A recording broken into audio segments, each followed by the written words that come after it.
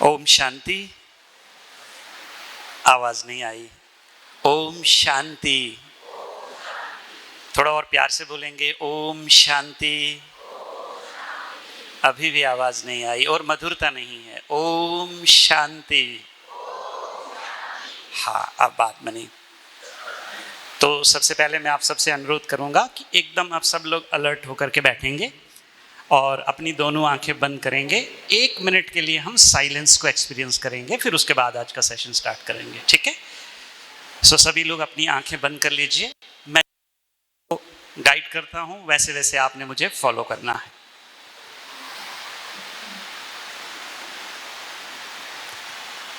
अपने मन को सभी बातों से 1 मिनट के लिए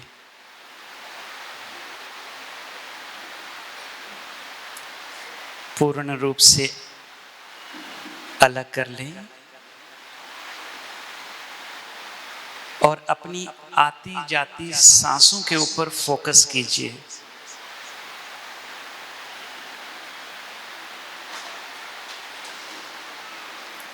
अपनी आती जाती सांसों के ऊपर फोकस कीजिए।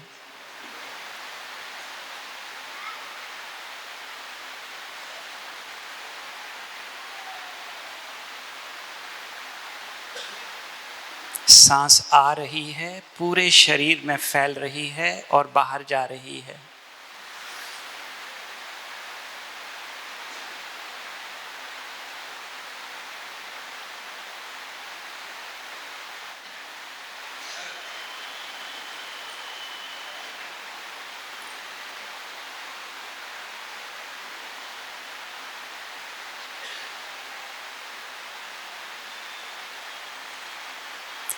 अब पंखे की आवाज को छोड़कर बाकी सारी आसपास की जो आवाजें हैं, एक एक आवाज को गहराई से सुनने का अनुभव करें।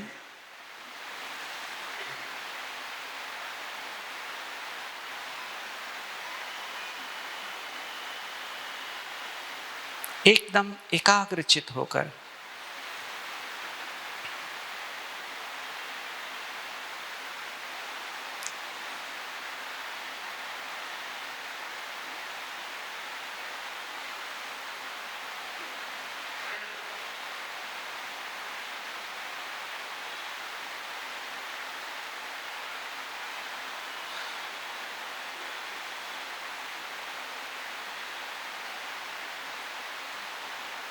अब अपने मन में रिपीट करें, मैं बहुत शांत हूं। मैं बहुत शांत हूं।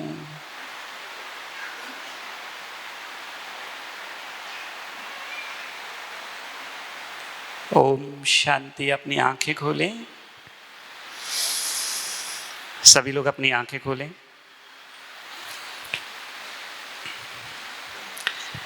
पीछे कितने लोग हैं जो मेरा चेहरा आसानी से देख पा रहे हैं? हाथ उठाएं। जिन्हें नहीं दिखाई दे रहा है अब वो हाथ उठाएं। प्रॉपर दिखाई नहीं दे रहा, हाथ उठाएं। तो मैं खड़ा हो जाऊं। बैठे हुए पीछे सबको दिखाई दे रहा हूं या थोड़ा स्ट्रगल करना पड़ रहा देखने के लिए? स्ट्रगल करना पड़ रहा? ठीक है, सबके चेहरे ऐसे हो गए हैं। ओके।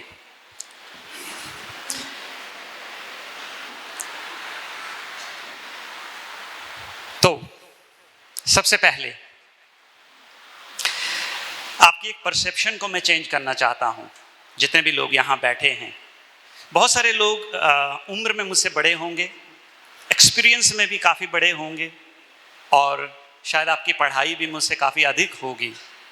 लेकिन मेरा यकीन मान लीजिए, आप जिस मानसिकता से इस हॉल के अंदर आए हैं उस मानसिकता से बाहर नहीं जाएंगे। ये मेरा वादा रहा, पूरा चेंज होगा, प्रोवाइडेड कि आप मुझे अगला 1 घंटा दिल से सुनेंगे। मेरा आपसे वादा रहा कि जब आप इस हॉल से बाहर जाएंगे तो हर किसी को, बैठे हुए यहाँ जितने भी बैठे हैं, उनको ये जरूर लगेगा कि मेरी अनसुनी कहानी को आज छू लिया गया है। ये मेरा आपसे वादा रहा। बस आपने ध्यान से मुझे सुनना है।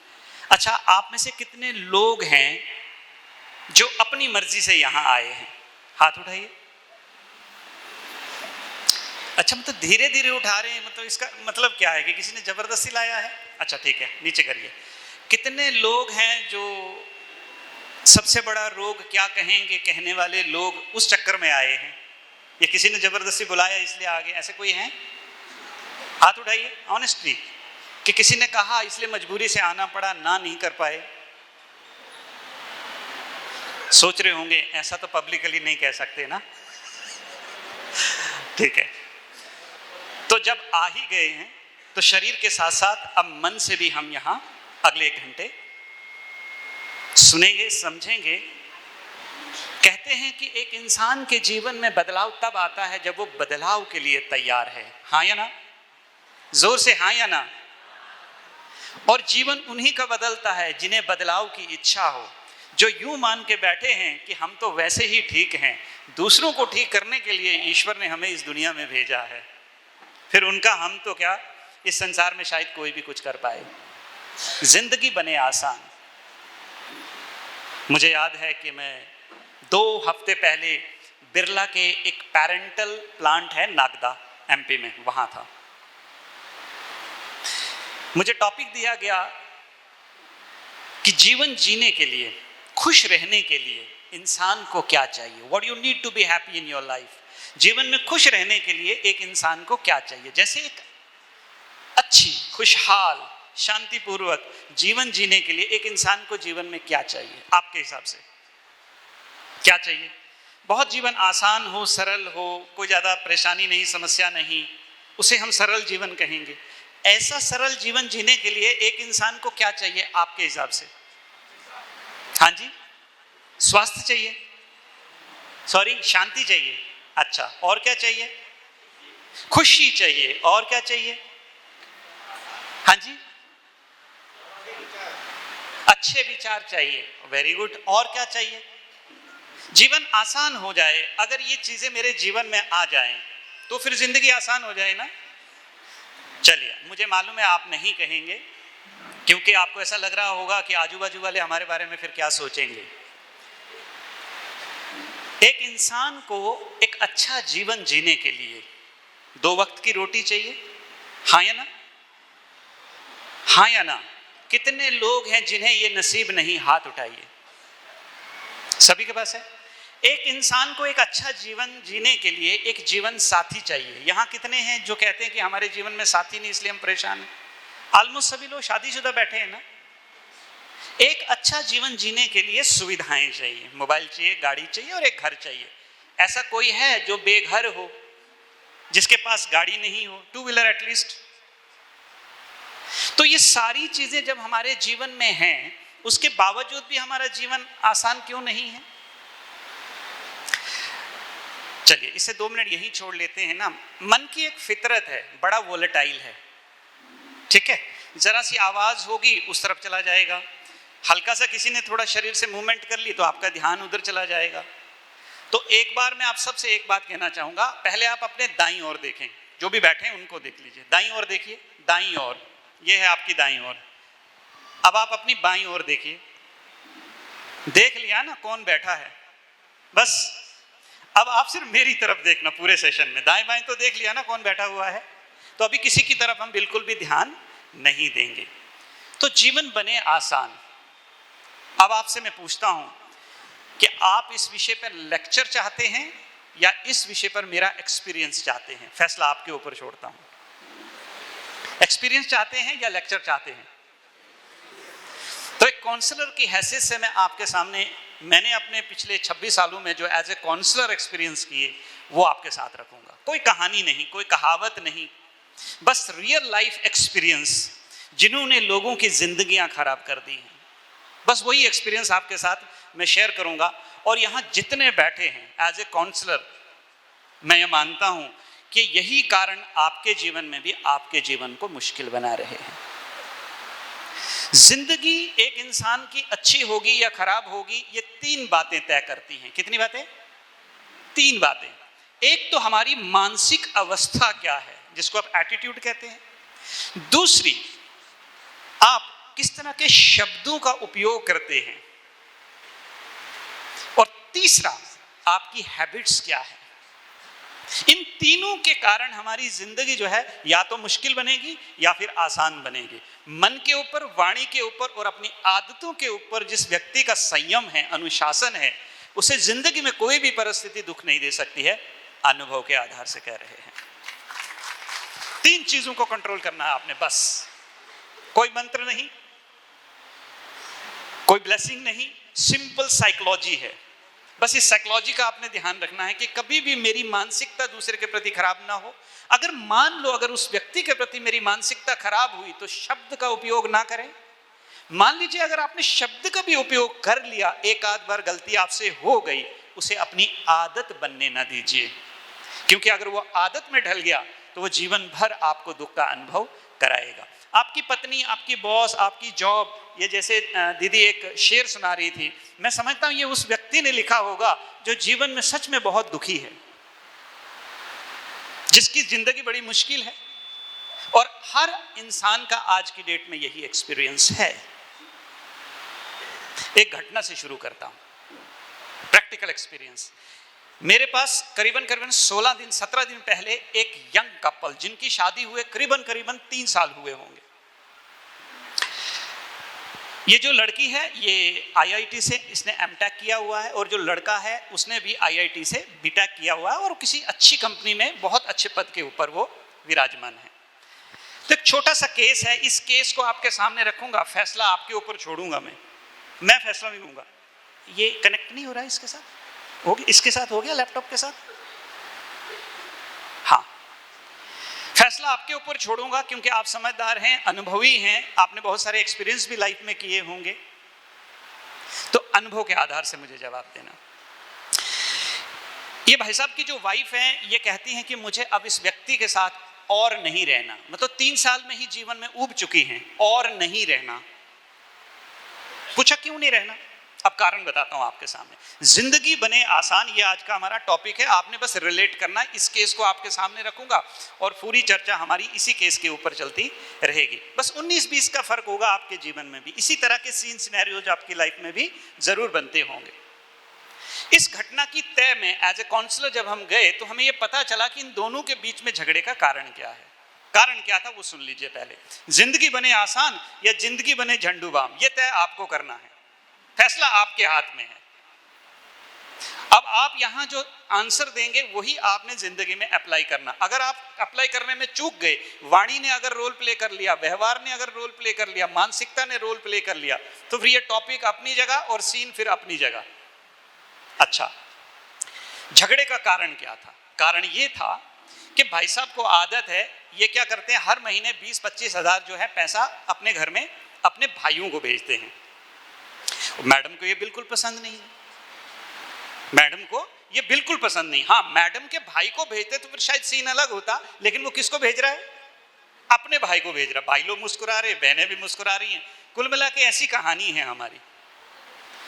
तो इसको मैं कई बार समझाती हूँ कि तुम्हारी वजह से वो जो गांव में तुम्हारे जो भाई हैं वो निठल्ले कुछ काम नहीं करते। तुम सुबह ऑफिस जाते हो 7 बजे, रात को 10 बजे घर आते हो, इतनी मेहनत करके पैसा कमाते हो और उस पैसे को तुम गांव में अपने भाइयों को भेजते हो। यही कारण है कि वो काम नहीं करते। सही कह रही थी, गलत कह रही थी?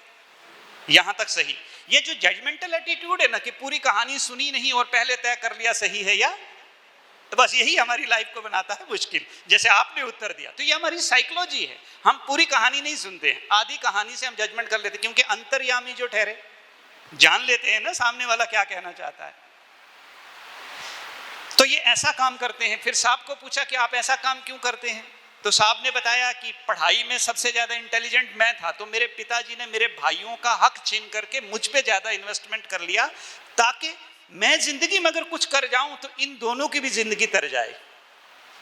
उनका हक छीन करके आज मैं इंजीनियर बना हूं और 2.5 से 3 लाख रुपए महीने कमाता हूं। 25 हज़ार अगर घर में भेजता हूं, इसके पेट में क्या तकलीफ है? इसके तो नहीं भेज रहा हूं ना, खुद के कमाए हुए भेज रहा हूं ना।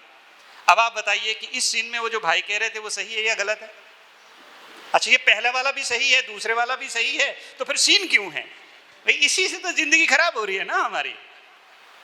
क्योंकि हर व्यक्ति को यह लगता है कि जो मैं सोचता हूं वो इस ब्रह्मांड का सत्य है। पत्नी को लगता है जो मैं सोचती हूं वो इस ब्रह्मांड का सत्य है, और पति को लगता है जो मैं सोचता हूं वो इस ब्रह्मांड का सत्य है।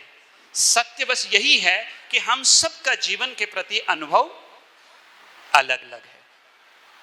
तो मैंने भाई साहब को पूछा कि जब आप पैसे घर भेजते हो, पत्नी को काय को बताते हो? एक सवाल पूछा कि जब पैसे हर महीने घर भेजते हो तो पत्नी को क्यों बताते हो? बोला इसका विश्वास जीतना चाहता हूं। विश्वास के चक्कर में क्या मिला है? सेपरेशन ना, सेपरेशन। इस कहानी को मैं यहीं छोड़ देता हूं, अब हम आगे बढ़ते हैं।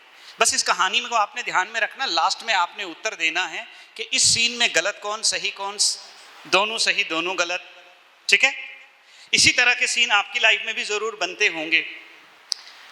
कुछ कारण हैं जो मुझे समझ में आए जिसने हमारी जिंदगी जो है वो खराब करके रखी हुई है, और वो कारण कोई बहुत बड़े नहीं हैं। पहला कारण जो मुझे समझ में आता है वह यह है कि हम ना जरूरत से ज्यादा चीजों की चिंता करने लगते हैं। इतना सोचने की आवश्यकता नहीं, लेकिन वो हमारी हैबिट बन चुकी है, आदत बन चुकी है। अब हम आदत के गुलाम बन चुके हैं। तो चिंता किस बात की?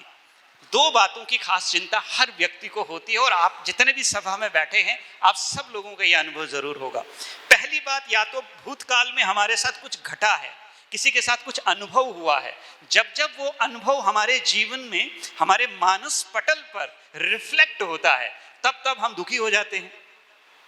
या फिर हमारा भविष्य काल, भविष्य के बारे में सोचते हैं कि कल को नौकरी नहीं रही, हेल्थ अगर अच्छी नहीं हुई, मान लो जीवन में कुछ ऐसा प्रसंग बना तो फिर हमारे जीवन कैसा होगा।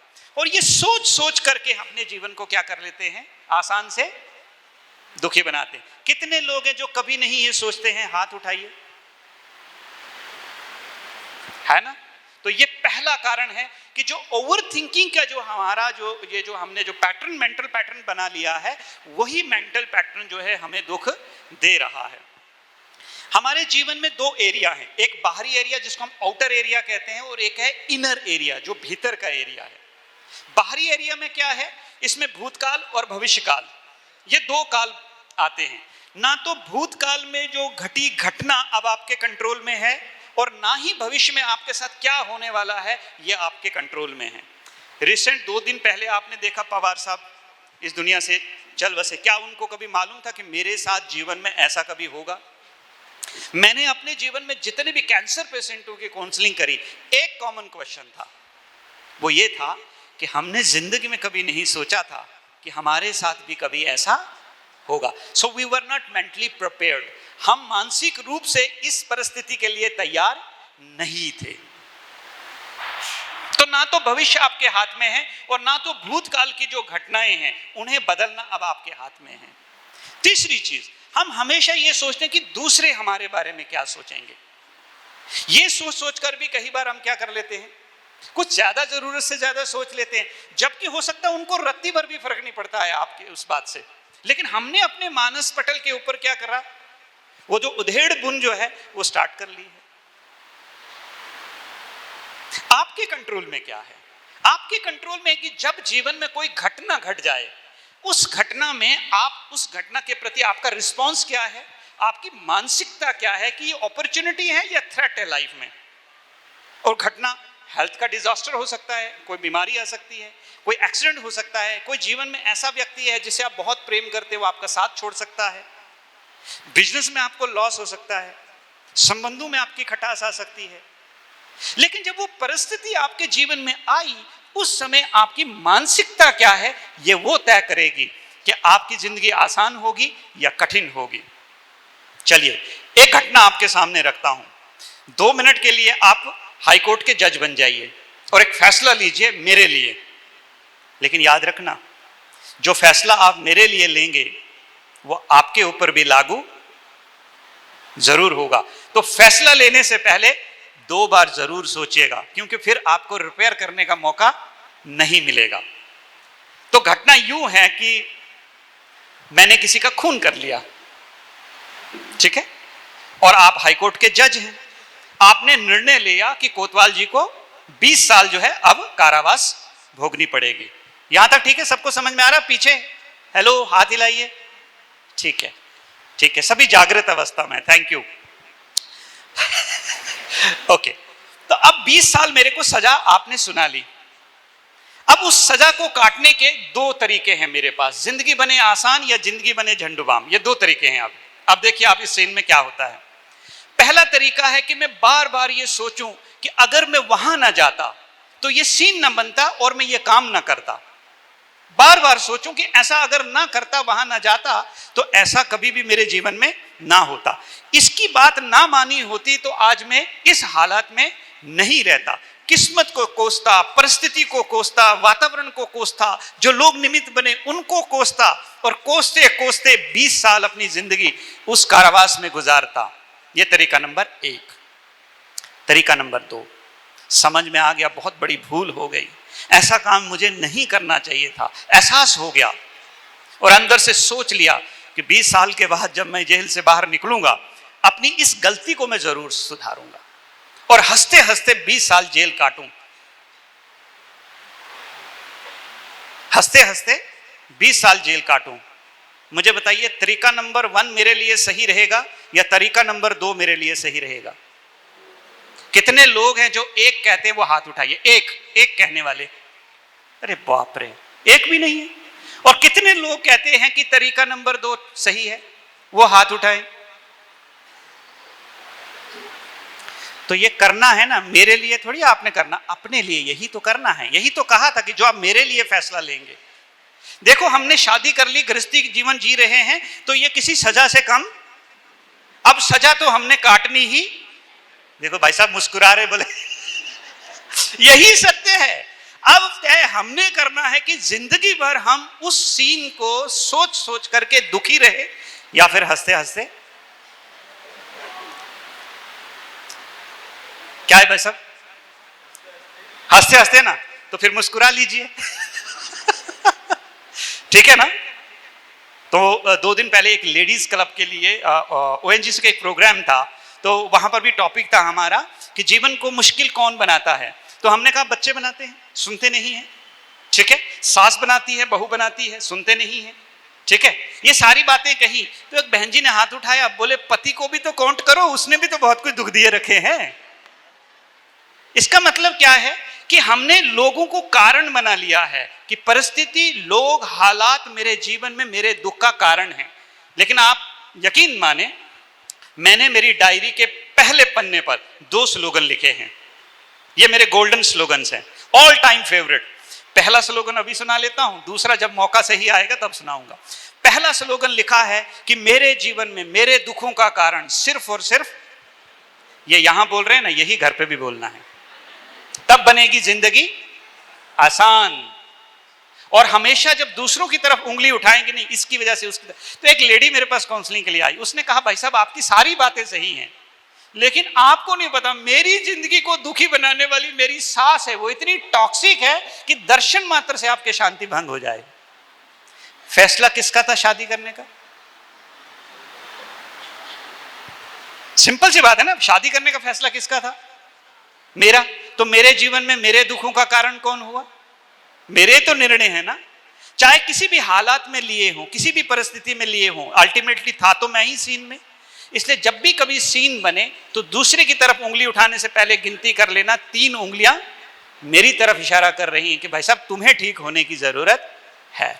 तो पहली चीज है कि आप जिंदगी को आसान बनाएं या मुश्किल बनाएं, फैसला आपको करना है। मैं आपको एक घटना बताता हूं। 2 कैदी बहुत प्रसिद्ध हुए, रियल एक्सपीरियंस बताता हूं। इन दोनों कैदियों का नाम था रंगा बिल्ला। कितने लोग हैं जिन्होंने ये नाम सुना है? रंगा बिल्ला सुना ना आप? उनको सजाए मौत तय हुई थी दोनों की। कानून ने तय कर लिया था दोनों को फांसी दी जाएगी। आपके हालात डिसाइड करेंगे कि आपका चेहरा मुस्कुराता हुआ रहेगा या कॉन्स्टिपेशन का रहेगा। फैसला आपके हाथ में है। तो रंगा कहते थे कि मैंने एक पिक्चर में एक सीन किया था जो करीबन जो है 5 से 6 सेकंड का सीन था। वो किसी पिक्चर, वो कहते थे, सच है मुझे नहीं मालूम, तो वो कहते थे कि मुझे उस पिक्चर में क्या सीन मिला था, रंगा खुश। क्या सीन था? ये बोलना, बस इतना बोलना, रंगा खुश। तो रंगा ने वो जो डायलॉग था वो लाइफ में फिट कर लिया था कि रंगा कैसे भी हालत हो लेकिन रंगा खुश। तो रंगा को जब फांसी तय हुई, जब वो जेल में रहे, जेलर ने अपनी ऑटोबायोग्राफी में इस केस का जिक्र किया है। जेलर ये कहना चाहते थे कि खुशी जैसी कोई दवा नहीं और दुख जैसा कोई रोग नहीं। तो रंगा जेल में जब रहता था, खेलना कूदना हंसी मजाक सबके साथ करता था और हमेशा एक ही डायलॉग बोलता, रंगा खुश। और रंगा को मालूम था फांसी लगने वाली, बोला जिस दिन लगेगी उस दिन लगेगी, तब तक तो खुश रह लेते हैं। सही है। लेकिन ऑन द कॉन्ट्रेरी जो बिल्ला था वो हमेशा उसको कोसता था कि तेरी वजह से ये काम हुआ, अगर तू ना होता ना तो आज मैं यहां। और हमेशा जेलर कहते हैं हमेशा बिल्ला जो था वो जीवन को कोसता, किस्मत को कोसता, रंगा को कोसता, उन लोगों को कोसता जिनकी वजह से ये सारे काम हुए। अंततः जब उन दोनों की फांसी का दिन मुकर्रर हुआ तो कहते हैं फांसी के इतिहास में ये पहली बार हुआ कि जब दोनों को फांसी दी गई, फांसी देने के बाद जो है आधे घंटे के बाद डॉक्टर आता है और मेडिकल चेकअप करता है और वो डिक्लेयर करता है ये डेड है, ये नहीं है। जनरली अगर देखें जो डॉक्टर लोग यहाँ बैठे हैं उनको इस चीज का आइडिया होगा कि जैसे आप किसी को हैंग करते हैं तो मैक्सिमम 45 सेकंड में वो फिनिश हो जाता है। बिल्ला की मौत करीबन 35 सेकंड के अंदर हो गई थी, लेकिन रंगा 2 घंटे जिंदा रहा फांसी लगने के बावजूद भी। भारत के कानून में दूसरी बार फांसी देना ऐसा कोई प्रावधान तभी नहीं था।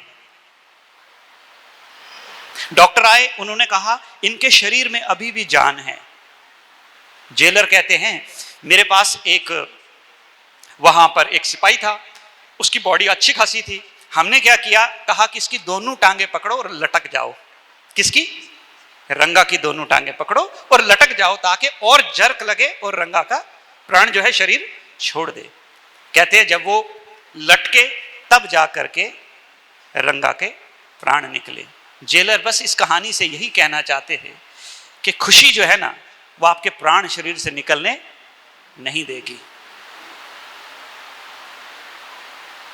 बस इतना याद रखना, आपकी परिस्थितियां आपसे बड़ी नहीं हैं, आपकी तैयारी बहुत छोटी है। मेरी ये गोल्डन लाइन याद रखना, आपकी परिस्थितियां बड़ी नहीं हैं, आपकी तैयारी बहुत छोटी है। इसलिए आप उदास हैं, इसलिए आप परेशान हैं। तो परेशान रहने से जीवन में कभी भी हालात बदलेंगे नहीं।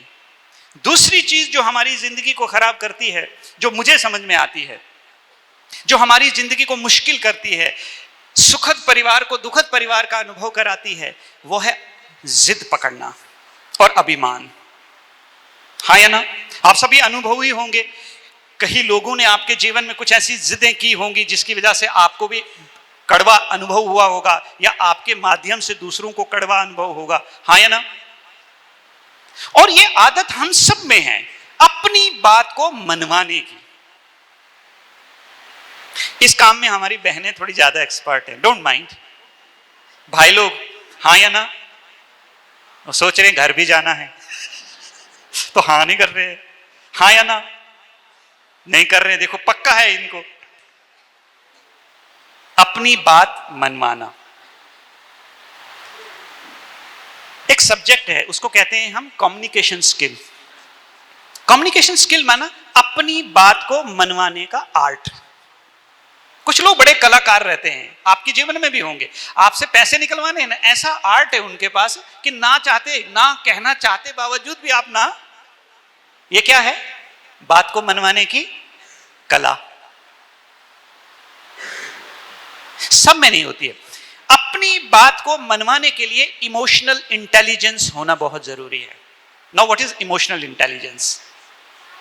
इमोशनल इंटेलिजेंस माना जब भी मैं किसी संवाद में हूं, किसी कम्युनिकेशन में हूं, मेरे मन में किस प्रकार के भावनाएं प्रकट हो रही हैं उसकी अवेयरनेस, और सामने वाला इसको सुनने के बाद कैसा रिएक्ट करेगा उसकी awareness. That is what is emotional intelligence is.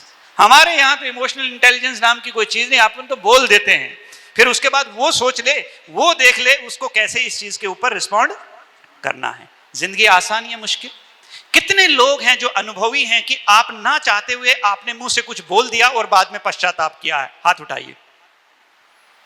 कितने लोग हैं जिन्होंने ये अनुभव किया है, मैं नहीं बोलना चाहता था फिर भी मैंने बोल लिया और बाद में आपको रिग्रेट हुआ।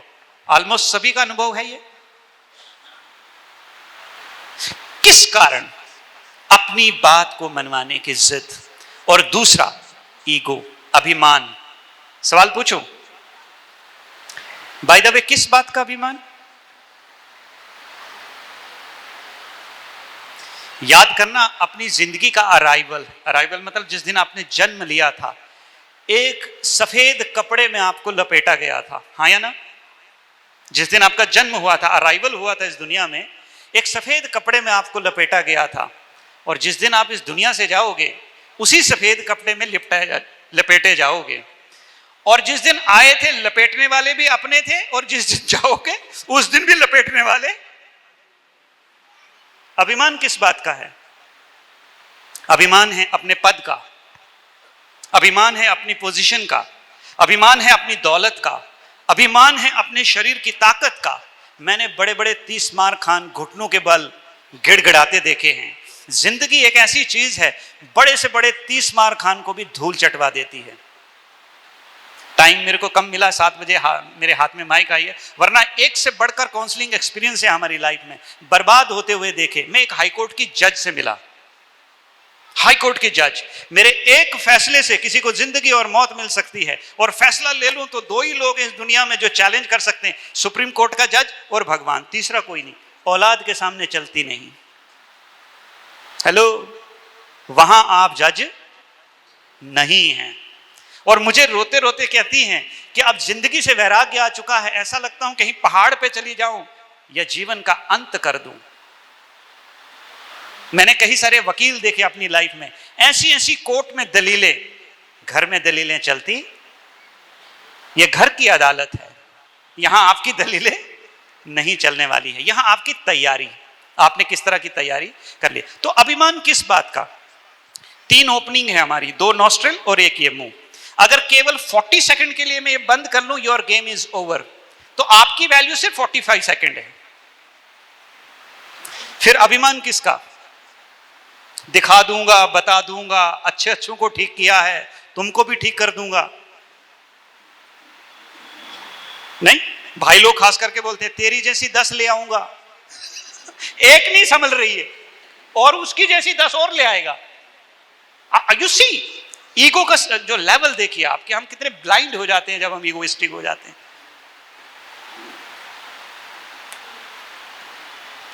जिस पेड़ के ऊपर फल नहीं होता उसे झुकने का कभी अनुभव नहीं होता।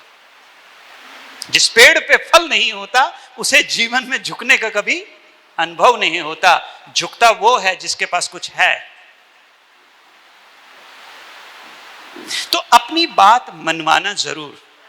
कभी कभी आप जो कह रहे हैं बिल्कुल सही है, यही परम सत्य है, लेकिन दुर्भाग्य यह है कि सत्यता के साथ सभ्यता नहीं है बोलने की। क्या नहीं है? सत्य है, आप जो बच्चे को समझा रहे हैं यही परम सत्य है, लेकिन सभ्यता नहीं है, शब्दों में सभ्यता नहीं है। आपकी परिस्थितियां बड़ी नहीं, आपकी तैयारी बहुत छोटी है। तीसरी चीज जो जिंदगी को हमारी और खराब बना देती है वो है संबंधों में विश्वास। इसके ऊपर मैं कुछ प्रैक्टिकल एक्सपीरियंस सुनाऊंगा आपको। आप में से कितने लोग हैं जो अपने जीवन साथी के ऊपर पूर्ण रूप से विश्वास करते हैं? 1 मिनट 2 मिनट रुकना। हाथ उठाने से पहले वही हाथ उठाएंगे जो अपने जीवन साथी के साथ आए हैं। अकेला तो कोई भी उठा लेगा। आप में से कितने लोग हैं जो ये कहते हैं कि मैं अपने जीवन साथी पर पूर्ण रूप से विश्वास करता हूं? अच्छा ठीक है, जिन्होंने हाथ उठाया उनसे यह सवाल पूछता हूं कि क्या आपका जीवन साथी आपकी पूर्ण रूप से रिस्पेक्ट करता है? अगर करता है तो हाथ उठाइए। देखो अभी हाथ कम हो गए। जिस संबंध में रिस्पेक्ट नहीं वहां कभी भी ट्रस्ट नहीं हो सकता। मैं काउंसलर की हैसियत से आपको जो सुनाने जा रहा हूं, मुझे नहीं मालूम आप मुझ पे विश्वास करेंगे कि नहीं, लेकिन आपके विश्वास करने से इस समाज की हालत चेंज नहीं होगी। बहुत इंपॉर्टेंट है, सबसे इंपॉर्टेंट है ये वाला टॉपिक, जिसने लोगों की जिंदगियां खराब नहीं पूर्ण रूप से बर्बाद करके रख दी हैं। और उसका मूल कारण है मोबाइल। क्या चीज? मोबाइल। मैं अभी हाल में एक पेपर पब्लिश कर रहा था, तो रैंडमली एक पेपर मेरे सामने आया, तो मैं उस पेपर को पढ़ रहा था, रैंडमली आया मेरे पास। उस पेपर में क्या था कि अमेरिकन एक कंपनी है जो डेटिंग कंपनी है, डेटिंग कंपनी माना जो लोग डेटिंग करते हैं उनकी कंपनी है। तो उन्होंने सोचा कि भारत जो है बहुत ही प्राचीन है और ऐतिहासिक देश है, जहां पर मूल्यों के लिए हमेशा प्राथमिकता रहती है, तो चलो भारत के ऊपर एक्सपेरिमेंट कर लेते हैं कि भारत का सीन क्या है आज की डेट में। सुफार्म या कुछ ऐसा नाम है उस कंपनी का, भी मेरे मुंह पे नहीं आ रहा है।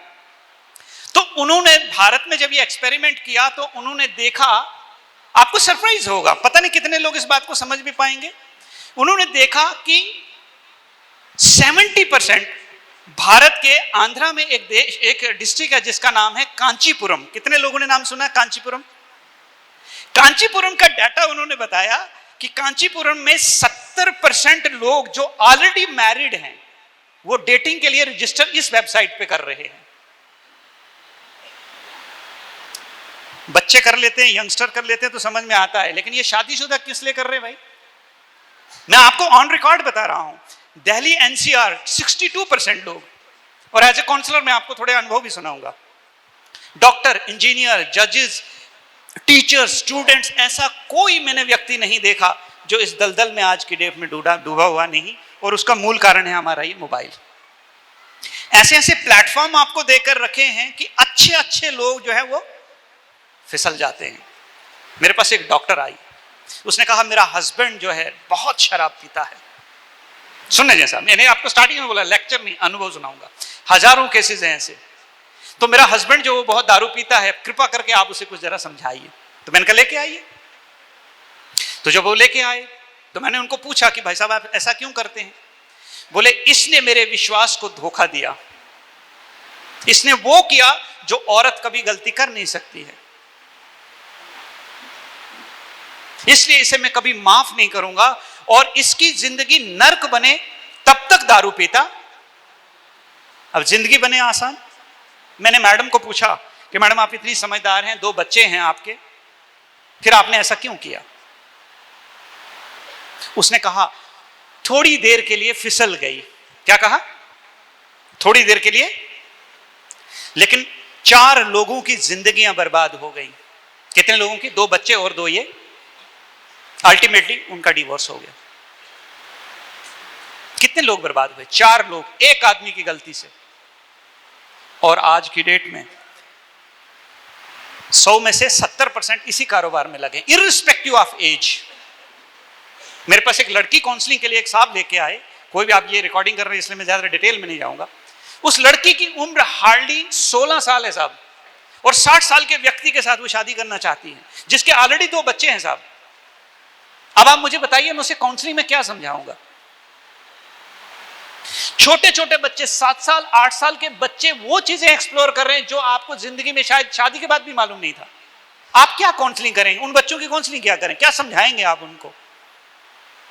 जिंदगी आसान बने या मुश्किल बने, ये फैसला किसका है? किसका फैसला है? अल्टीमेटली कहीं ना कहीं मेरा खुद का निजी लिया हुआ फैसला था। अब मोबाइल से हम छूट तो नहीं सकते हैं, लेकिन क्या हमने इतना कॉन्क्रीट कल्चर ऐसा बनाया है कि मेरा लाइफ पार्टनर, मेरा बच्चा गलती से भी ये गलती कभी ना करे? क्या इसकी तैयारी है? इसलिए कहा कि आपकी परिस्थितियां बड़ी नहीं हैं, आपका कैजुअल अप्रोच है लाइफ के प्रति। क्योंकि आपको लगता कि मेरा बच्चा ये काम, मैंने कई बच्चे 16 साल की उम्र में लड़कियां ड्रगिस्ट देखी, आप सोच नहीं सकते जब पेरेंट उनके रोते हैं। तो मैंने कहा मैडम एक दिन में तो इस बच्चे ने नहीं किया होगा, कई समय से करता होगा, आप अब आज तक कहां थे? पता ही नहीं चला। क्या पता ही? क्योंकि हमारा कैजुअल अप्रोच है। कौन सा अप्रोच? कि जब तक मुझ पे बिजली ना गिरे तब तक मैं कोई तैयारी करने वाला नहीं हूं। और हम सबको ऐसा लगता कि मेरी लाइफ में कभी भी कुछ भी बुरा होने वाला नहीं है, क्योंकि मैंने भगवान से एग्रीमेंट साइन करवाया है कि नो प्रॉब्लम नो वरीज। ऐसा कभी नहीं। आपके बच्चे, आपका पति, आपकी नौकरी, ये आपके जीवन में समस्या का कारण नहीं है। आप वक्त के साथ अवेयर नहीं हैं। कॉल ऑफ द टाइम, जो समय की जो पुकार है, उस पुकार के साथ आप अपने आप को अलाइन नहीं कर पा रहे हैं। इसलिए मैं आप सबसे पर्सनली ये रिक्वेस्ट करूंगा कि बच्चे पैदा करने आसान है, संस्कार देना बहुत कठिन कार्य है, हाँ या ना? शादी करना आसान है, जीवन साथी को संस्कार देना, उसका विश्वास जीतना, ये इतना आसान, उसके लिए कुछ तो करना पड़ेगा। मंगेरी लाल के हसीन सपने, आज से 35 साल पहले एक सीरियल चला करता था, कितने लोग हैं जिन्होंने देखा जी? जिंदगी मंगेरी लाल के हसीन सपने बिल्कुल भी नहीं है। यहां कुछ करना पड़ेगा, कुछ करना पड़ेगा कुछ पाने के लिए, और अगर हम करेंगे नहीं तो जीवन में यह पक्की बात है कि हमारी जीवन जो है वो खराब निश्चित रूप से होने ही वाली है। चौथी चीज जो मुझे समझ में आती है, अनुभव देखे मैंने, जो हमारी जिंदगी, सरल जिंदगी को मुश्किल बना देती है, वह है क्रोध। आप में से कितने लोग हैं जिसने इसे जिंदगी में अनुभव किया है? हाथ उठाएं। आज आपको दवा बताऊंगा इसकी फिर। अच्छा, बाकी सारे शांत हैं, किसी को क्रोध ही नहीं आया? ऐसा कोई है जो कहता मुझे जिंदगी में कभी क्रोध नहीं आया? हाथ उठाइए। या मेरी बात ही समझ नहीं आई इसलिए हाथ उठा लिया? ऐसा भी होता है ना कभी कभी कि हमें चीज समझ में नहीं आई इसलिए हमने हाथ उठा लिया, क्योंकि सब उठा रहे। ये एक ऐसी घटना है, ऐसा अनुभव है, इस धरती पे शायद इससे कोई बचा होगा। तो इसका मतलब आप सबको क्रोध आता है, हाँ या ना? हाथ उठाइए तो मुझे लगे कि आपका शटर डाउन नहीं हुआ है, शटर खुला ही है, हाँ या ना? जोर से हाँ या ना। क्रोध आता कि नहीं, हाँ या ना? अच्छा चलिए ठीक है, इससे बचना चाहते हैं, हाँ या ना? फिर से एक बार फिर से कंफर्म कर लीजिए, हाँ या ना? आवाज नहीं आई, हाँ या ना? एक बार जोर से हाँ या ना? चलो, अगर मैं आपको कन्विंस कर पाया कि आप गलती कर रहे हैं तो आप बदलाव के लिए तैयार है, हाँ या ना? फिर से जोर से हाँ या ना, क्योंकि अभी हाँ करेंगे बाद में ना बोलेंगे आप, इसलिए आपसे पहले करवा रहा हूं मैं, हाँ या ना? और अगर मैं आपको कन्विंस नहीं कर पाया तो आप जो कर रहे चालू रखिए। अगर मैं आपको कन्विंस नहीं कर पाया तो आप चालू रखें, और अगर कन्विंस कर पाया तो प्रॉमिस कीजिए कि इस हॉल से बाहर जाएंगे तो ये काम तो जिंदगी में कभी नहीं करेंगे। फिर से हाँ या ना, जोर से हाँ या ना। ठीक है, इससे अच्छा तो बच्चे की आवाज है। ओके सर, आप इधर आ जाइए। सर आप भी आ जाइए। मैं कुछ ज्यादा नहीं पूछने वाला हूं इनसे, बस आपके रिप्रेजेंटेटिव है ये, आपने इनको रिप्रेजेंट करना, इनकी परिस्थितियां, मैं आपकी पर्सनल लाइफ में नहीं जाऊंगा, आपने इन सब के प्रतिनिधि बन करके आपने आंसर देना है। तो मैं समझता हूं आप लोगों को भी गुस्सा तो आता ही होगा, हाँ आता है, थोड़ा सा, एकदम थोड़ा। आपके हिसाब से थोड़ा या आपकी वाइफ के हिसाब से? नहीं, सबके हिसाब से एकदम बहुत थोड़ा। अच्छा ठीक है, आपको गुस्सा आता है? बहुत ज्यादा आता है लेकिन निकालता। सही व्यक्ति को हमने चूज किया फिर, इसका मतलब है। ओके, अब एक माइक देना मेरे को क्विकली। आपसे मैं सिर्फ एक ही सवाल इनकी तरफ से पूछना चाहता हूं, इन्हीं का दर्द होगा ये, ठीक है? आप मुझे ये बताइए कि आपको किस बात से गुस्सा आता है। मैं पहले आपके पास आता हूं। जो चीजें पसंद नहीं है अपने को, वही अगर रिपीट अपने सामने होती है, अपन अगर बोलते ये नहीं करना है और वही करता है तो तभी गुस्सा। एक मिनट, ये सही कह रहे हैं या गलत कह रहे हैं? हाँ या ना? हाँ, तो नहीं तो फिर आपको भी बुला लूं। सही कह रहे हैं ना? अच्छा, दूसरा कारण बताइए, दूसरा कौन सा कारण है जिससे आपको गुस्सा आता है? आप रिफ्लेक्ट कीजिए कि लास्ट टाइम आपको गुस्सा आया था, उसका कारण क्या था? ऐसे नहीं आया? ओके, और कोई दूसरा कारण नहीं? एक मिनट रुकिए सर, आप जो थोड़े वाला गुस्सा करते हैं ना, वो थोड़ा क्यों आता है वो बताइए।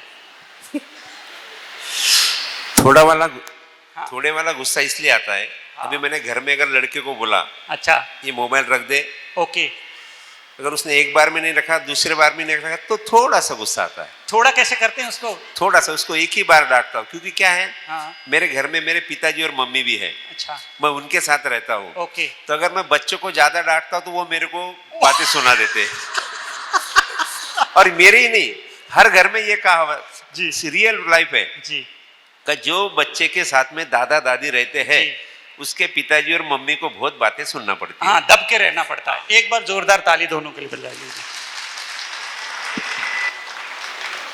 आप बैठ सकते हैं sir, thank you very much. अब आपने सिर्फ हाँ और ना ही करना। मैं आपसे सवाल पूछूंगा। इन्होंने 2 कारण बताए, मैं आपको 2 कॉन्क्रीट कारण बताता हूं। अगर आप मेरे से सहमत हैं तो जोर से हाँ करेंगे, ठीक है, नहीं तो आप साइलेंट रहेंगे। पहला कारण कि जब कोई मेरी बात नहीं सुनता या मेरी बात नहीं मानता तो मेरा टॉप फ्लोर जो है वो खिसक जाता है, हाँ या ना? अच्छा, ठीक है। दूसरी बात कि जब कोई मुझे मैनिपुलेट करने की कोशिश करता है, झूठ बोलता है, चीट करता है, ट्रिकी होने की कोशिश करता है, क्योंकि मैं सत्यवादी हरिश्चंद्र हूं, मुझे सच पसंद है। सवाल तो यह है कि सुनना या बोलना भी। कि जब कोई झूठ बोलता है, चीट करने की कोशिश करता है, मैनिपुलेट करता है, तो फिर मैं मेरी भी जिंदगी खराब कर लेता हूं और सामने वाले की भी खराब हो जाती है। ये 2 कारण है, हाँ या ना? हाँ या ना, जोर से।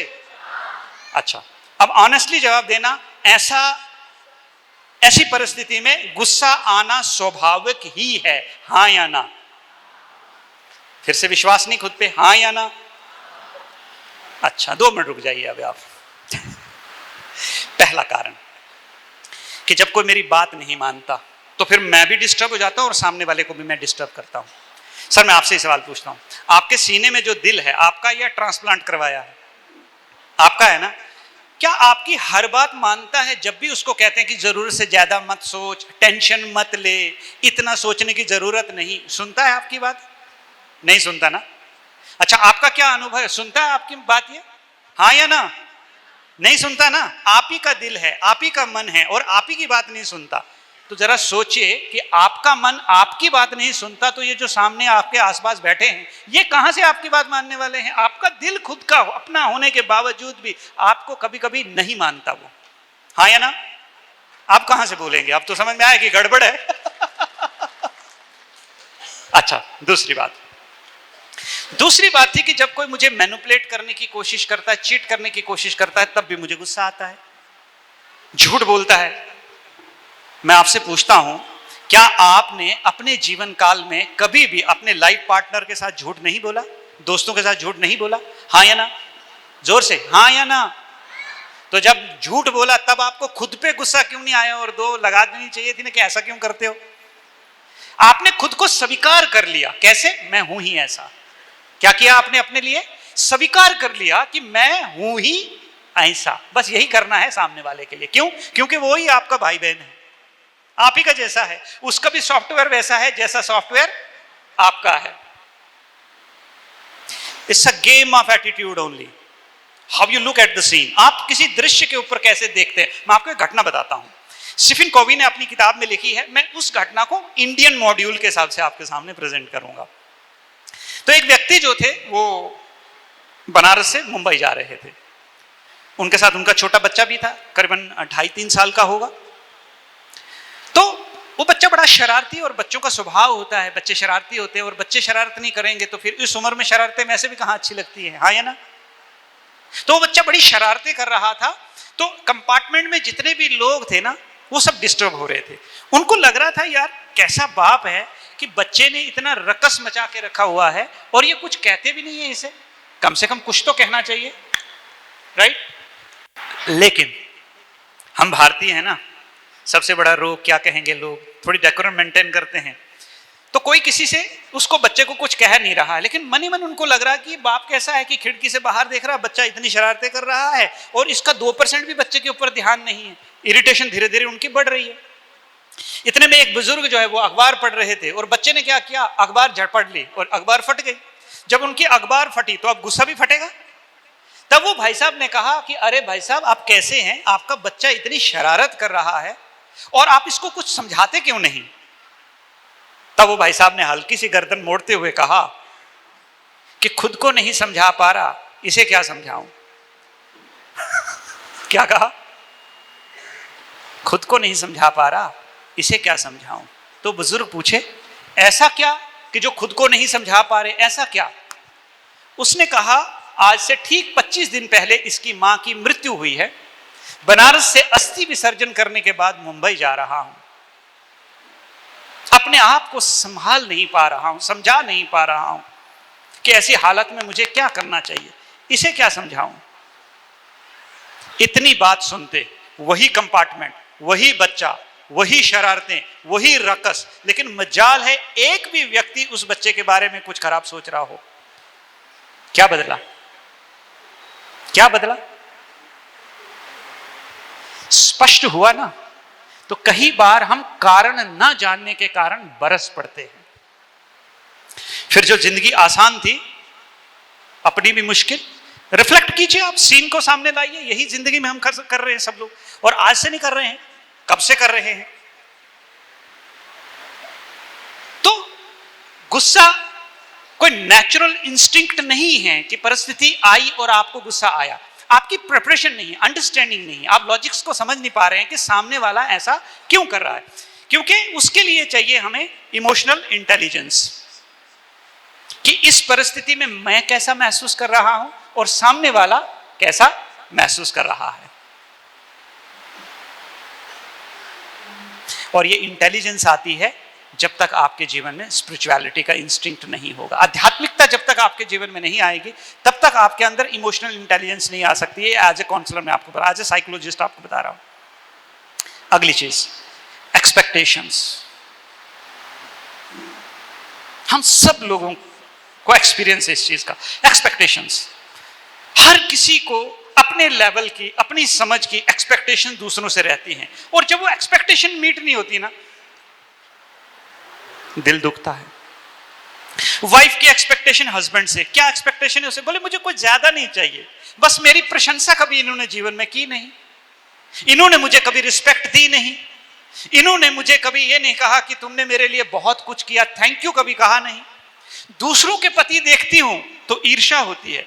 अब उस पगली को ये नहीं मालूम उसका भी वैसे वाला ही है, वो खाली मखौटा पहन करके घूम रहे सारे लोग।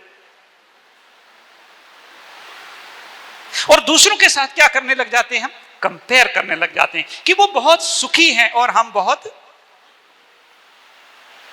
आजकल एक्सपेक्टेशन का लेवल एकदम निम्न हो चुका है। कैसा? आप किसी को मैसेज भेज लीजिए व्हाट्सएप पे, उसने आधे घंटे तक आपका रिप्लाई नहीं दिया, लोग रिश्ते तोड़ देते हैं। आपको हंसी आ रही है, मैंने केसेस हस्बैंड वाइफ के डिवोर्सेस होते हुए देखे हैं बस इसी बात पे। ये दुनिया भर के मैसेज पढ़ता है, देखता है। मैं कभी भी काम का मैसेज भेजती हूं, ये कभी भी उसको पढ़ता नहीं है। मैंने पूछा कि क्यों भाई, इनके ही मैसेज क्यों नहीं पढ़ते हो? बोला इसके मैसेज इसलिए नहीं पढ़ता हूं कि मैं सोचता हूं कि बाद में कॉल कर लूंगा। पर वो तो नहीं समझती है, उसने तो अपनी एक एक्सपेक्टेशन। हम जब स्कूल में पढ़ते थे, कॉलेज में थे, छोटे थे, हमने एक फ्रेम बनाया था कि मेरा पति ऐसा होगा। अब वो उस फ्रेम में कहीं फिट ही नहीं हो रहा है। भाई लोगों ने ऐसा फ्रेम बनाया था कि मेरी पत्नी कैसी हो कि मेरे अंदर जो चल रहा है वही उसके अंदर चल रहा हो। वो तो 5% अंदर चल ही नहीं रहा है, कुछ और ही चल रहा है उसके। इसलिए वो संस्कार जो है वो हमारे मिल नहीं रहे हैं। क्यों? क्योंकि हमने जरूरत से ज्यादा एक्सपेक्टेशन रिश्तों में रख लिए। बच्चों से एक्सपेक्टेशन, हम सोचते हैं कि हमारे बच्चे कैसे होने चाहिए, एकदम हम जो मन में सोचे वो कर्म में ले आए। ऐसा कभी नहीं हो सकता है। और फिर कंपेयर कैसे करते हैं? हम तो ऐसे नहीं थे। क्या कहते हैं? हम तो बचपन में ऐसे। भाई आप तो 0G थे, वो 5G है, उसका जो आएगा वो 15G होगा। हो ही नहीं सकता है। आप अपने माता पिता के सामने कभी आवाज नहीं उठा सकते थे, वो बहस करते हैं। और उनके जब बच्चे आएंगे वो 101 पे फोन लगा के आपको अंदर करवा देंगे। पानी आगे ही बहता है, और इसके लिए हम तैयार नहीं है ना। तो हमारे पिताजी भी कभी कभी डायलॉग बचपन में हमको कहते थे कि तुम लोगों को तो बहुत सुविधाएं दे रखी हैं, हम लोग तो स्कूल कॉलेज जो है वो धोती में जाया करते थे। तो हमने कहा हमारे लिए भी सिलवा लो। What do you want to prove with dhoti? आपका हो सकता है आपका बच्चा बरमूडा पहन के कॉलेज जाएगा। बदलते हालातों के साथ बदलना सीखिए साहब। आप अपने बचपन को अपने बच्चों के बचपन के साथ कंपेयर, आपके हालात बड़े नहीं हैं, आपकी तैयारी ठीक नहीं है।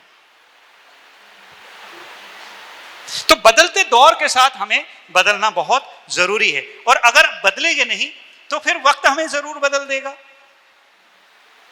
अब सवाल है, इतना तो समझ में आया, ऐसे तो बहुत कुछ था मेरे पास कहने के लिए, लेकिन ये 4-5 मेन बातें हैं जो हमारे जीवन को सरल से मुश्किल बना देती हैं, सुखद से दुखद बना देती हैं।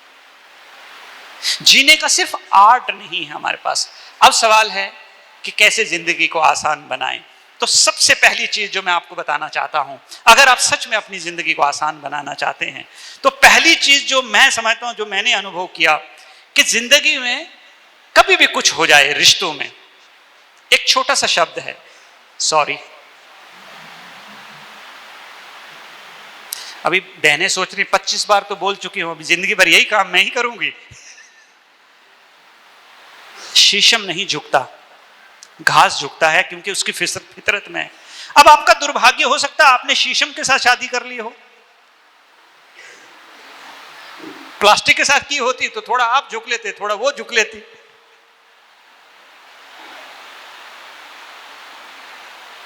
जादुई शब्द है, लेकिन वो भी कैसे, प्यार से, कि गलती हो गई, अगली बार रिपीट नहीं करेंगे। हो फिर से हो गई, फिर सॉरी, अगली बार रिपीट नहीं करेंगे। लेकिन एक चीज है जो हमें रोकती है सॉरी बोलने से, हर बार मैं ही, और मैं ही क्यों, हाँ या ना, कि हर बार मैं ही। अरे दुविधा देखो, वाइफ को भी लगता हर बार मैं ही, और हस्बैंड को भी लगता हर बार, कमाल है ना ये। और बच्चों को लगता है कि हर बार हम ही, छोटे हैं इसका मतलब यह है कि हर बार हम ही। एक नया शब्द आपके जीवन में मैं जोड़ना चाहता हूं, बस याद रखिएगा, दुनिया की कोई ताकत नहीं जो आपकी जिंदगी, आपके रिश्ते को मुश्किल बना सके। मैंने यही अनुभव किया है। जब लड़ाई अपने से हो, खुद से लड़ना हो, तो पूरी ताकत लगा के जीतना। क्या करना? पूरी ताकत लगा करके जीतना। और जब लड़ाई अपनों के साथ हो ना, तो पूरी तरह से हार जाना।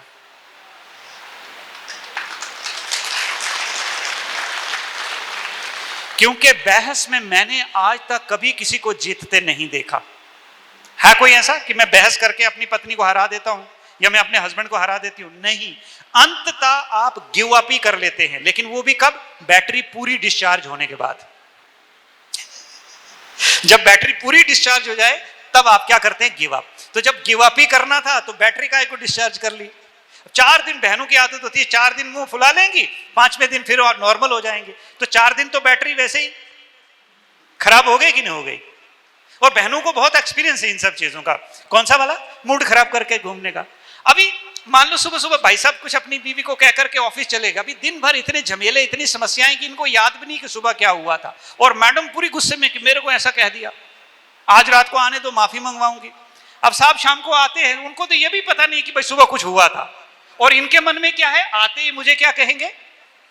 सॉरी कहेंगे। और उनको तो याद तक नहीं है कि सुबह हुआ क्या था। अब ये इंतजार में बैठी है कब सॉरी बोलेगा, और वो आते ही बोलते मुंह क्यों फुलाए हुए है, क्या हुआ है आज? तो गुस्सा डबल हो जाता है, हाँ या ना? कि जो दर्द देता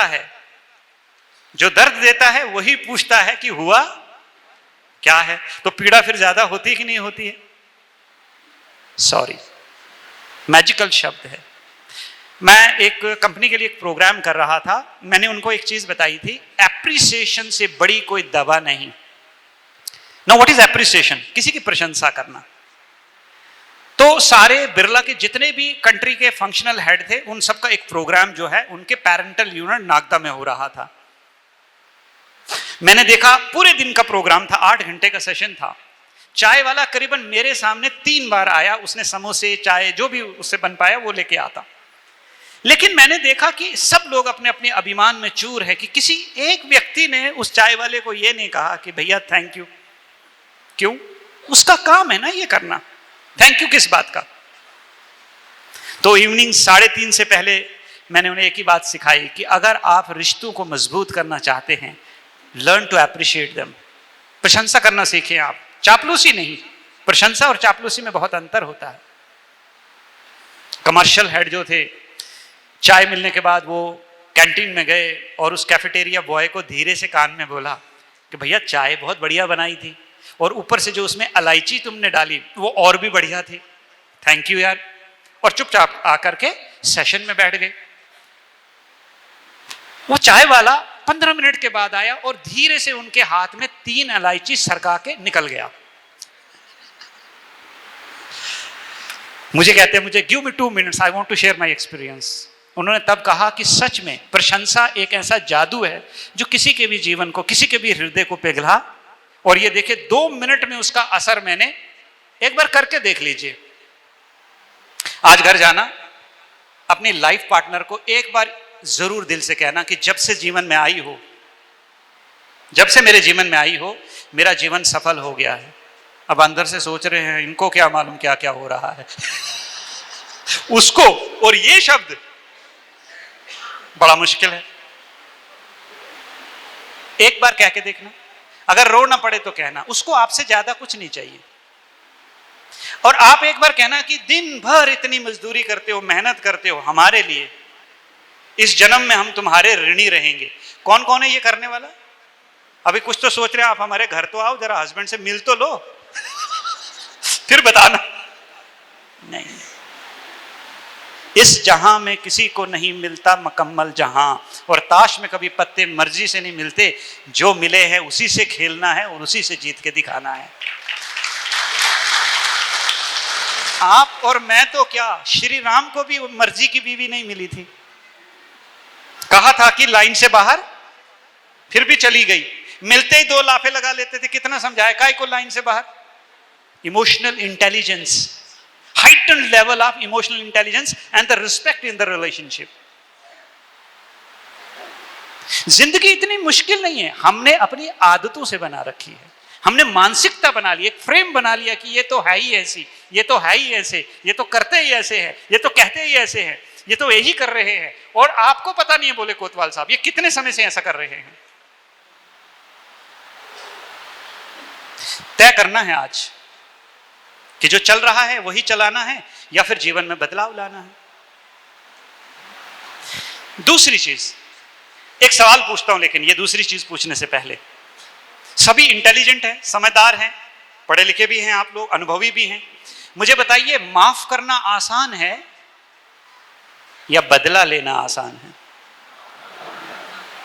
कितने लोग कहते हैं माफ करना आसान है? तो फिर आज उसको करके दिखाओ जिसकी वजह से कभी कभी आंखों में आंसू आते हैं। करके दिखाओ। नहीं कर पाएंगे ना, क्योंकि कथनी और करनी इनमें बड़ा। अच्छा, आप में से कितने लोग हैं जो ये मानते हैं कि सच में मैं माफ कर पाता हूं? हाथ उठाइए। माफ कर पाते हैं? हाथ उठाइए ना। खुद पे ही डाउट है, इतना क्या होता है, मतलब पता नहीं कर पाता हूं कि नहीं कर पाता हूं। अच्छा, आप माफ कर पाते हैं। आपको कभी कभी ऐसी पीड़ा होती है कि हर बार माफ करता हूं, इसका मतलब यह है कि मैं कमजोर हूं क्या? यह फीलिंग आती कभी?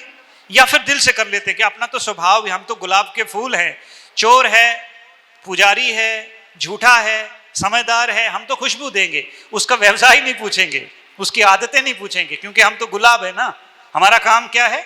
खुशबू बिखेरना। ऐसा है क्या? अच्छा, आप में से कितने लोग हैं जिन्होंने अपने जीवन साथी को, बच्चों को माफ किया हो और कभी पीड़ा ना हुई हो, रोए ना हो? अब क्यों नहीं हाथ उठ पा रहा? एक आध है, पता नहीं मेरा सवाल भी समझ में आया कि नहीं आया।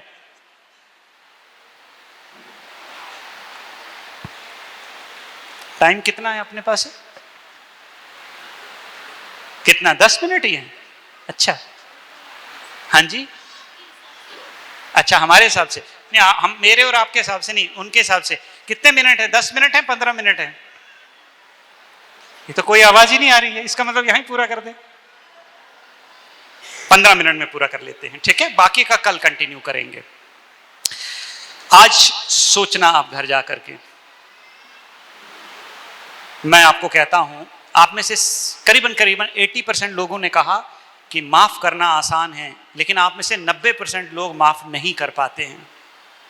आपने जो कहा यही सत्य है, पर आप ये कर नहीं पाते क्योंकि ये आपकी वीकनेस है, कमजोरी है। जिस कमजोरी को हम कल कैसे दूर करें, ये मैं आपको कल बताऊंगा। मैं कहता हूं बदला लेना आसान है। डंडा उठाओ, पटक दो, खेल खत्म। माफ करके दिखाओ, रातों की नींद हराम कर दे आपकी, जिंदगी का सुकून जो है उसको बिखेर दे। इतना आसान नहीं है। और अगर सच कह रहे हैं अगर आप कि आप माफ कर पाते हैं, तो मैं समझता हूं कि आपसे महान फिर इस दुनिया में और कोई। अपने लिए ताली बजाओ कि आप माफ कर पाते हैं, क्योंकि ये सबसे कठिन कार्य है। ये केवल वो कर सकते जिनका बड़ा हृदय है। क्यों? इतना आसान नहीं है माफ करना। क्यों? हम सोचते हैं अगर माफ करें तो ऐसे ही इनकी जो गलतियां हैं, इनकी जो आदतें हैं वो बढ़ती ही जाएंगे, और एक वक्त ऐसा आएगा कि इन्हें फिर कंट्रोल करना हमारे कंट्रोल में नहीं रहेगा। इसलिए हम उन्हें ठीक करने के चक्कर में खुद डिस्टर्ब हो जाते हैं। आखिरी चीज, 5 मिनट, ठीक है? यह मेरा सबसे फेवरेट सब्जेक्ट है कि अगर जिंदगी में सुखी रहना है तो अपनी बाउंड्री निर्धारित कीजिए। मैं नहीं समझता हूं आपको कितना सिंक होगा, कितना समझ में आएगा, पर जितना भी समझ लिया इसको ध्यान से सुन के समझना की कोशिश करना। अपनी बाउंड्रीज में रहने इस आर्ट को सीख लीजिए। ये कैसे किया जा सकता है, इसे हम कल जो है इसकी चर्चा करेंगे। कल हमारे पास बहुत समय है। बाउंड्रीज क्या हैं आपकी? एक पिता के रूप में अपनी बाउंड्रीज, एक पति के रूप में आपकी बाउंड्रीज। जब जब आपने उस बाउंड्री का उल्लंघन किया या आपके जीवन में किसी ने उस बाउंड्री का उल्लंघन किया, तब तब सीन बना, हाँ या ना? अब सवाल पैदा होता है कि मुझे कैसे पता चलेगा कि मेरी बाउंड्री कहां तक है, मुझे कहां तक जाना है और कहां से वापस लौटना है। तो मैं आपको बताता हूं आपकी बाउंड्री क्या है। उस बाउंड्री को कैसे लाइफ में एक्सपीरियंस करना ये कल बताएंगे। जब भी किसी अच्छे कार्य को करने में आप खुद डिस्टर्ब होने लग जाएं तो समझ लेना आपने बाउंड्री लांघ दी है। जब भी किसी अच्छे कार्य में अच्छा करने जा रहे हैं और आप खुद डिस्टर्ब हो रहे हैं तो वो डिस्टर्बेंस आपको बता रही है कि आपने अपनी सीमा को लांघ दिया है। हालात बदल चुके हैं, वक्त बदल चुका है, सिचुएशन बदल चुकी हैं। बदलते दौर के साथ बदलना सीखो, वरना फिर इस दुनिया में ऐसे बहुत सारे स्पीशीज हैं जो आज इस दुनिया में नहीं, क्योंकि बदलते वक्त के साथ उन्होंने बदलना सीखा नहीं। एक पिता के रूप में, एक भाई के रूप में, एक पत्नी के रूप में, एक बेटे के रूप में, एक पड़ोसी के रूप में, एक प्रोफेशनल के रूप में हमारी सर्टेन बाउंड्रीज हैं, कभी नहीं लांघनी है हमें। जब जब लांघोगे तब तब आपको पीड़ा होगी, खुद भी पीड़ित होंगे, सामने वाला भी पीड़ित होगा। लेकिन आप बाउंड्री लांघेंगे, कुछ संवेदनाएं हैं, कुछ इमोशंस हैं जो आपको उस बाउंड्री को लांघने के लिए मजबूर कर देंगे। जैसे बच्चा बार बार मोबाइल देखता है तो फिर बाउंड्री लांघेंगे कि नहीं? आप वायलेंट होंगे कि नहीं होंगे अगर वो नहीं सुनता है तो?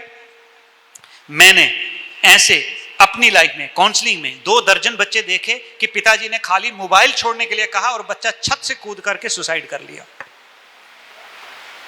हमारे पिताजी यहां से पकड़कर घसीटते मारते घर ले जाते थे। आप नहीं कर सकते। अब बदलते दौर के साथ बदलना सीखिए, अपनी बाउंड्रीज डिसाइड कर लीजिए। मेरी मां, मुझे याद है जब मैं बहुत छोटा था, 1108 बार उसने मेरे पिता को कहा कि इन बच्चों की वजह से यहां घर में टिकी हूं, नहीं तो कब की निकल गई होती। लेकिन यकीन मानो आज तक नहीं गई, आज तक नहीं गई। लेकिन आज की जो है वो कहने से पहले जाके दिखाएगी आपको। आप तैयार हैं इस चीज के लिए? मैंने हैदराबाद से एक कॉल देखा, 4 शादियां हो चुकी उसकी। कितनी? और चौथी जो शादी जो औरत है वो भी जाने वाली है। तो मुझे पूछता मैं क्या करूं? मैंने कहा नदी वदी है, कूद के मर जाओ।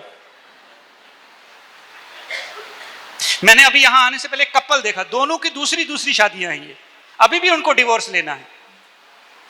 जिंदगी इतनी मुश्किल नहीं है साहब, हमें जीना नहीं आता। और जिंदगी जीने के लिए ज्ञान की आवश्यकता नहीं है। ये जो मैं सुना रहा हूं मुझसे बेहतर आपके पास ज्ञान है। हमें ताकत चाहिए। कैसे? मेरे पास ये ज्ञान है कि यूं ब्रेक दबाने से गाड़ी रुकती है, ये ज्ञान मेरे पास है। लेकिन अगर पैर में ताकत ना हो तो गाड़ी रुकेगी। जो मैं आपको कह रहा हूं ये ज्ञान आपके पास भी है, लेकिन आपके पास ताकत नहीं है कि उस सिचुएशन में अपने आप को कैसे रोका जाए। वहां है वो गॉड्स पावर, वहां वो शक्तियां काम करती हैं। हमें ताकत की जरूरत है, ज्ञान की नहीं। ये जो भी आपको सुनाया ये सबको मालूम है, ऐसा कोई नहीं यहां जिसको ये मालूम नहीं कि बाउंड्री के अंदर रहना चाहिए, ज्यादा एक्सपेक्टेशन नहीं करनी चाहिए, ज्यादा सोचना नहीं चाहिए। ये किसको ज्ञान नहीं है? सबको ज्ञान है, लेकिन कर नहीं पाते क्योंकि आपके पास ज्ञान तो है लेकिन ताकत नहीं। इसलिए मैं कहता हूं मूर्ख बनना बेहतर होगा अर्धज्ञानी होने से। मूर्ख बनना बेहतर होगा अर्ध ज्ञानी होने से। अर्ध ज्ञानी क्या है? उसे समझ है लेकिन उसे ताकत नहीं, और ताकत बटोरने की वो कभी प्रयास या अभ्यास करता नहीं। ये है हमारे जीवन में मूर्खपना। तो हमें शक्तियों की जरूरत है। माफ करना शक्ति है, किसी को समा लेना ये भी ताकत है।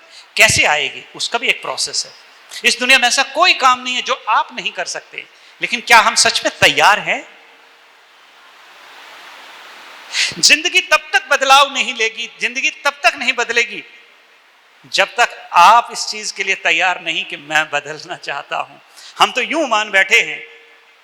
क्या मान बैठे हैं? गालिब के एक शेर के साथ अपनी पूरी बात खत्म करता हूं कि गालिब ता उम्र तू ये गफलत करता रहा, गालिब ता उम्र तू ये गफलत करता रहा, धूल चेहरे पे थी और आईना साफ करता रहा।